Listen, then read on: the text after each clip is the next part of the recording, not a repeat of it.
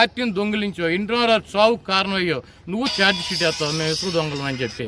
నీకు మళ్ళీ ఇసుక లేకపోతే మడ్డో చెత్త చెదారం తినాల్సినటువంటి కర్మ మాకు లేదు. వైసీపీ నాయకులకి చంద్రబాబు నాయుడు ఒళ్ళు దగ్గర పెట్టుకుని నీకు 70 సంవత్సరాల వయసు, సిగ్గు శరం లేదు, నేను ఎన్ని తిట్టినా కూడా జనం చేతకరించుకున్నా కూడా అయినా కూడా మళ్ళీ వస్తావు నేను మనిషిని లెగిసానని చెప్పి నీ పార్టీలో వదిలేసి దేవుని గుడివాడలో తీసుకొచ్చి పెట్టావు.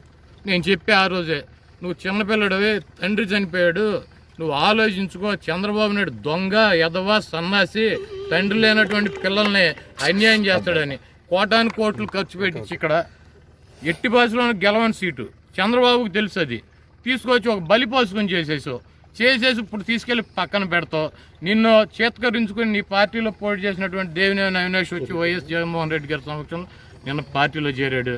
అదేవిధంగా నీ శాసనసభ్యుడు వల్లభనేని వంశీ, మరి నువ్వు చెప్పినా కూడా వినకుండా ఇంకా నువ్వు దాన్ని టైటానిక్ షిప్ లాగా ఇప్పుడు ముంచింది చాలా, ప్రతిపక్షం కూడా పోయేటువంటి పరిస్థితి సృష్టిస్తున్నావు అని చెప్పి అతను పార్టీలోంచి బయటకు వస్తున్నాడు. ఇంకా చాలామంది బయటకు వస్తాకు సిద్ధంగా ఉన్నారు. మా పార్టీలో బెత్తలు ఖాళీ లేక వాళ్ళని ఎట్లా అకామిడేషన్ కల్పించాలో తెలియక మేము బాధపడుతున్నాం.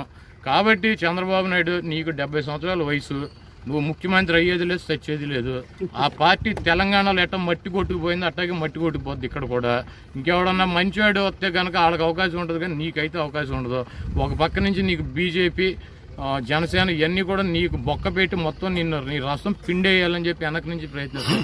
నువ్వు ఈ జన్మలో కాదు ఇంకొక 10 జన్మలు ఇచ్చినా కూడా నువ్వు ఈ రాష్ట్రానికి ముఖ్యమంత్రి, ప్రతిపక్ష నాయకుడు అవ్వలేవు. నీకు ఆఖరి రోజులు రాజకీయంగా నువ్వు ఒళ్ళు దగ్గర పెట్టుకుని ఇప్పటికైనా ఈ నక్క వెన్నుపోటు నీకు ఉన్నటువంటి పేటెంట్లు మార్చి ప్రజల కోసం పనిచేసి, నీకు 70 సంవత్సరాల వయసు, 40 సంవత్సరాల ఇండస్ట్రీ అన్నావు కాబట్టి ఏమన్నా మంచి సలహాలు ప్రభుత్వానికి, నువ్వు మంచి సలహాలు ఇస్తే స్వీకరిస్తే సిద్ధంగా ఉన్నావు. నువ్వు పిచ్చ నాటకాలు, యాక్షను, డ్యాన్సులు, నీ డ్రామాలు ఇవన్నీ చేసావు అనుకో, నిన్ను ఆల్రెడీ బొందబెట్టారు. నిన్న ఇసుక దీక్ష పెట్టావు, ఇసుకలో కూరుకుపోయావు.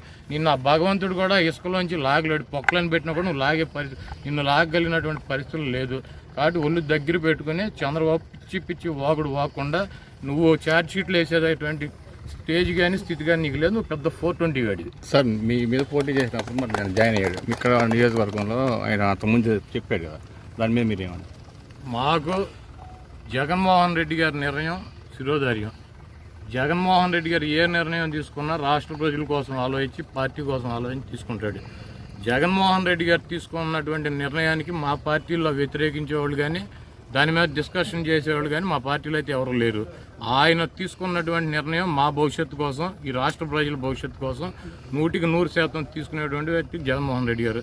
ఈ రాష్ట్రంలోనూ, ఈ గుడివాడ నియోజకవర్గంలోనే కాదు, ఈ రాష్ట్రంలో జగన్మోహన్ రెడ్డి గారు ఏ వ్యక్తిని పార్టీలో చేర్చుకున్నా, ఏ వ్యక్తిని పార్టీలోంచి బయటికి పంపించినా కూడా ఆయన తీసుకున్నటువంటి నిర్ణయానికి అందరం కట్టుబడి ఉంటాం.